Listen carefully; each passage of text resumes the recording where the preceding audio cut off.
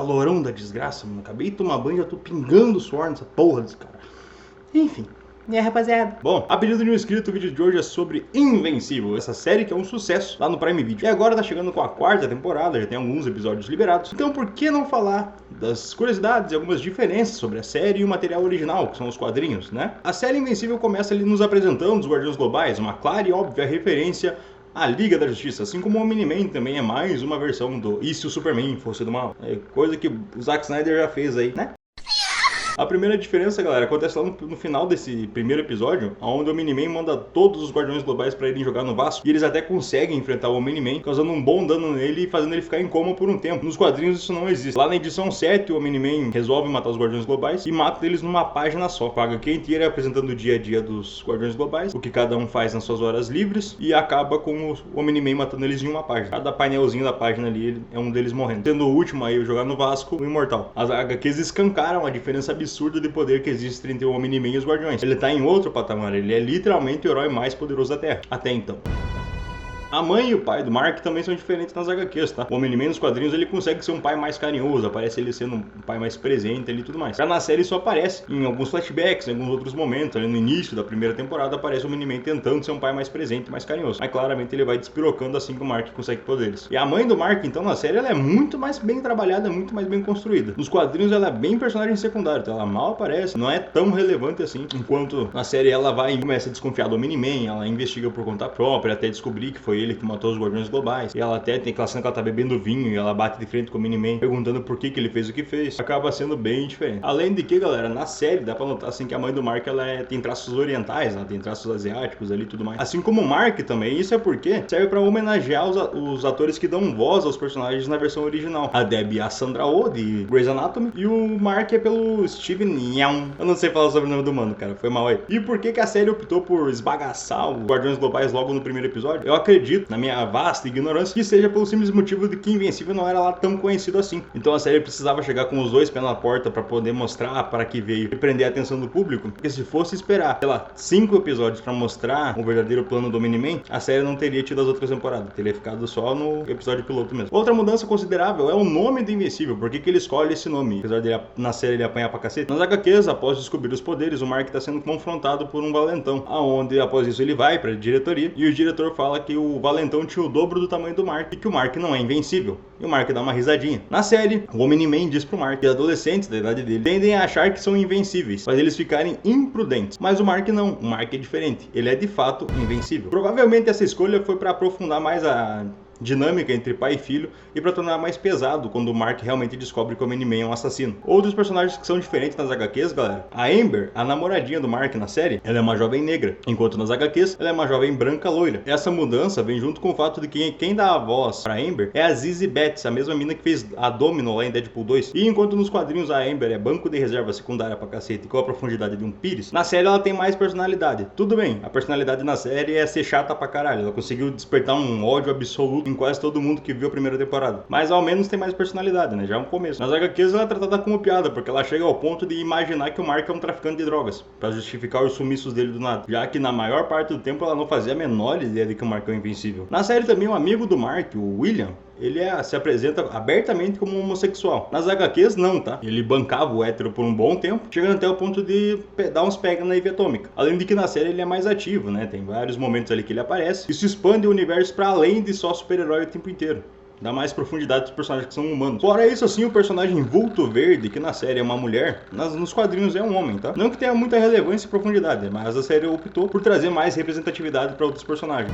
E lembra quando os Flaxen invadem e o Omni-Man tá em coma? E aí o Mark finalmente conhece a tropa jovem ali e tudo mais? É bem épico na série, né? O Mark tá enfrentando os Flaxens, ele tenta salvar aquela senhorinha e não consegue, e aí chegam, ele machuca a véia, né? Ele tenta salvar aquela véia e acaba só machucando a véia, porque ele não presta muita atenção, e aí a tropa jovem chega pra resolver a parada. Nos quadrinhos, o Mark conhece a tropa jovem lá na segunda ou terceira HQ, onde ele tá saindo em patrulha de noite, logo depois de descobrir os poderes dele, e ele acaba vendo um dos gêmeos demolidores invadindo um prédio, então ele vai lá pra impedir, aí a tropa jovem chega e resolve a parada rapidinho, se apresentam e vão embora. É bem menos marcante, né? Cá entre nós, assim, é bem mais broxante. Fora que os Flaxen também são uma ameaça mais recorrente nos quadrinhos. Eles já enfrentaram o Mark e o Omni-Man juntos em alguns momentos, chegando até o ponto que eles sequestram o Omni-Man, diferente da série onde o Omni-Man vai pra cima dos Flax no planeta deles. Nas HQs o Omni-Man é sequestrado, tá? E lá no planeta deles ele acaba causando uma revolução. Na série é muito mais massa, o Omni-Man chega, esbagaça o planeta dos caras e vai embora. Brabo pra caralho. Aquela cena dele explodindo o planeta dos caras é muito boa. Outro personagem que é bem diferente das HQs é o Damien Darkblood. Na série, ele é um detetive, ele chega, ele tem presença, sabe? Ele é útil. Ele chega no local, o ar fica frio. Nos quadrinhos, ele é uma piada. Quando o Damien Darkblood chega à conclusão que o Omni-Man matou os Guardiões Globais, todo mundo já sabia. Pra vocês terem uma ideia, uma recepcionista zoa ele, porque ele tá desatualizado, ele não tá vendo o jornal, porque saiu no jornal que o Omni-Man matou os Guardiões Globais. Outro personagem também introduzido na primeira temporada, que tem uma diferença dos quadrinhos, é o Titã, aquele cara que fica com a pele de pedra. Na série, o que ele faz é mais pela família dele, pra proteger a família dele, dar uma qualidade de vida melhor. Nos quadrinhos não, tá? É mais rushado e superficial. Daí que quando ele acaba tomando o lugar daquele chefão mafioso dele, na série é bem mais marcante por conta da família dele. Nos quadrinhos é só raso mesmo. E como a série ainda tá sendo lançada, é comum que tenham coisas que seriam apresentadas mais pra frente aparecendo antes, coisas que seriam apresentadas antes aparecendo mais pra frente. Isso se deve também pelo fato que as HQs têm um ritmo bem mais lento pra chegar até o desfecho. Diferente da série, onde cada temporada tem 8 episódios e tudo que a gente precisa ver tá compilado ali. Outra coisa que é diferente, rapaziada, é a Guerra Invencível. Nos quadrinhos é um mega evento crossover ali, a gente tem personagens como o Spawn e Savage Dragon aparecendo, e até mesmo o Fire Breather lá do O Lança-Fogo, lembra daquele desenho 3D da Cartoon Network? Pois é, ele também é um personagem de quadrinhos, ele aparece brevemente na Guerra Invencível. E como eu disse lá no início do vídeo, a quarta temporada já chegou e está nos apresentando algumas outras coisas novas. Por exemplo, os Sequids já apareceram nos episódios que foram liberados. Eles são uma raça parasitária que vive em Marte. E assim como nos quadrinhos, a treta vai escalonando até o ponto que o Mark, para impedir a proliferação dessa raça, ele vai e mata o paciente zero, né? Ele explode a cabeça do cara ali sem pensar duas vezes. O que até faz os Guardiões Globais ficarem olhando para ele de um jeito estranho,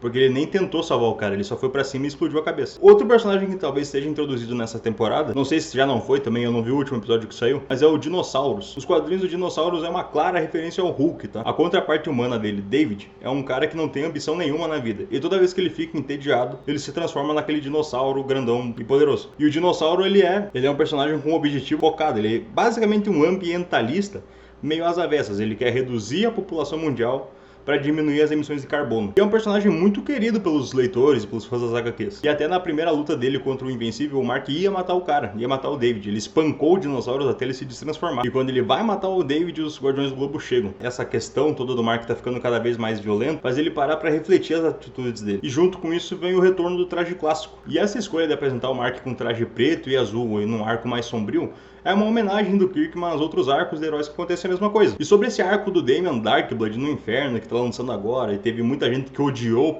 o episódio por ser muito chato. Foi literalmente os comentários que eu vi sobre isso, foi: nossa, que episódio chato. Então, rapaziada, esse arco todo do personagem não tem nas HQs, tá? Como eu disse antes, o Darkblood nas HQs é uma piada. Então tudo que a gente tá vendo sobre esse arco no Inferno é relativamente novo. É basicamente o material original ali do Kirkman pra série. Então, chato ou não, pelo menos é original.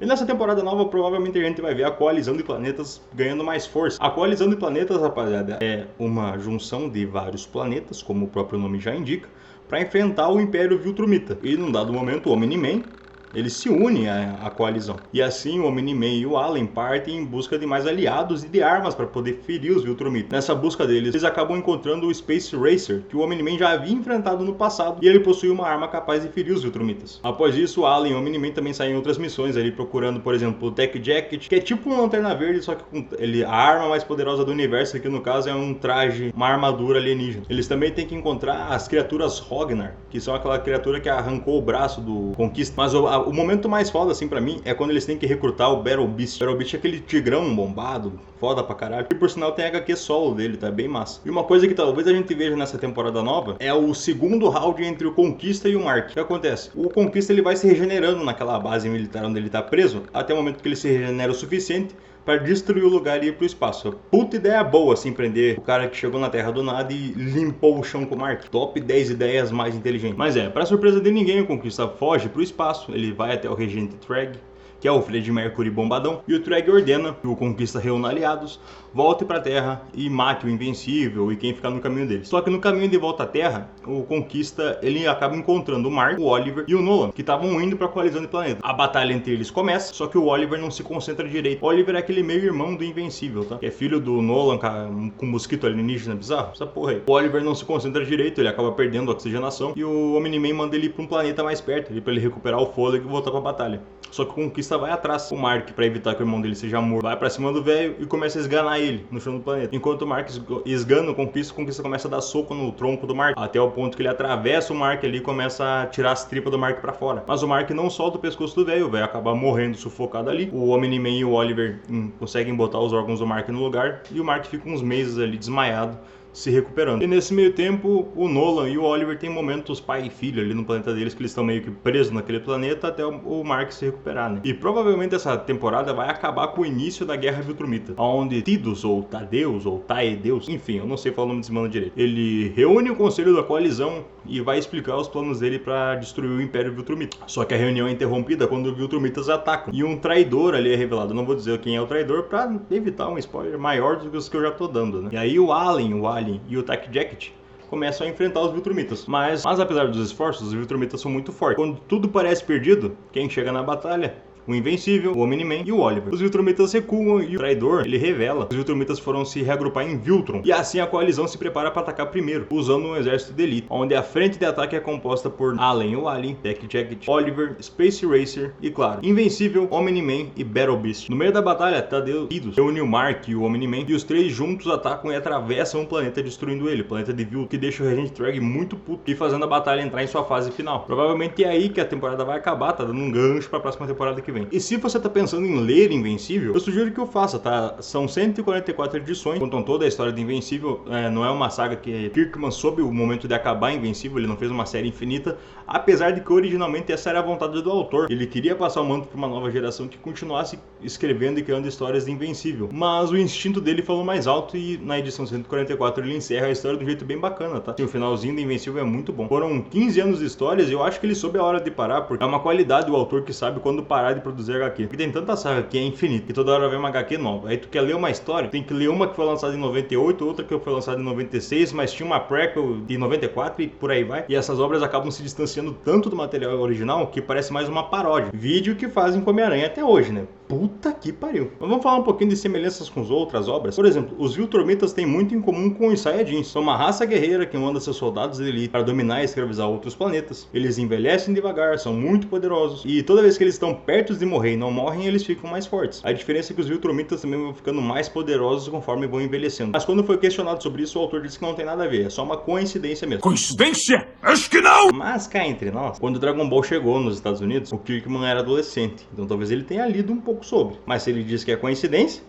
que seja. Na edição Invencível número 33, o Mark está enfrentando o Angstrom Levy, ele abre alguns portais e faz o Mark viajar pelo multiverso, onde o Mark conhece não só o Batman, e até a caçoa do nome dele, como também conhece o Homem-Aranha e os Vingadores. Então são HQs bem massa, tá? Tem umas historinhas paralelas muito boas. E Invencível tem tanto personagem, com tanta história massa, que eu poderia fazer um vídeo separado de cada um deles. Então, se vocês quiserem um compilado de histórias e personagens aleatórios de Invencível, como a Eve Atômica, os Guardiões Globais, os próprios Viltrumitas, o Battle Beast, que tem HQ solo, é só pedir aí nos comentários, tá? Assim como se vocês quiserem ver outras obras também aqui no canal, é só pedir que eu faço o vídeo. Eu tô sempre lendo nos comentários. Bom, Invencível também ganhou um jogo de lutinha, mas eu achei genérico pra caralho, tem nada de novo nesse jogo. É só um jogo de porradaria franca. Ele é meio que um Mortal Kombat, só que piorado. Então, meio água de salsicha aí se vocês quiserem jogar. Tá aí a recomendação reversa. Não joguem essa merda, sério. A menos que baixe pirata, que se estiverem cobrando sobre o jogo do Invencível é um erro. Bom, por esse vídeo é isso. Espero que vocês tenham gostado. Valeu, falou, até a próxima. Na descrição aí do vídeo tem Live Pix do canal, né? Se você quiser me ajudar a comprar cigarro aí, tamo na atividade. Obrigado, valeu. É nóis. Ajuda aí. Manda R$1 pra nós. Se 7 pessoas e meia mandarem R$1, eu já consigo comprar uma carteira de Marlboro que tá 7,50. Valeu, falou.